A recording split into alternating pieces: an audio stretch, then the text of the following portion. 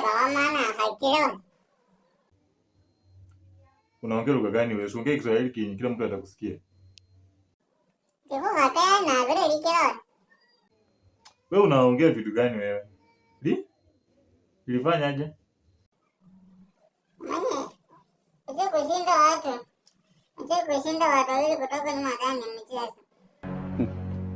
Wewe umeshinda watu wawili kutoka. Wa mwisho alipata gani? Ya imefuatia mimi. So kwa hivyo wa mwisho alipata E. Kiswahili pia ulipata E.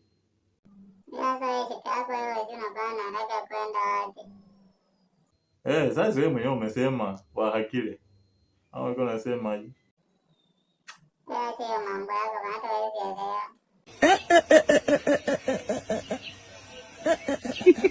I wonder.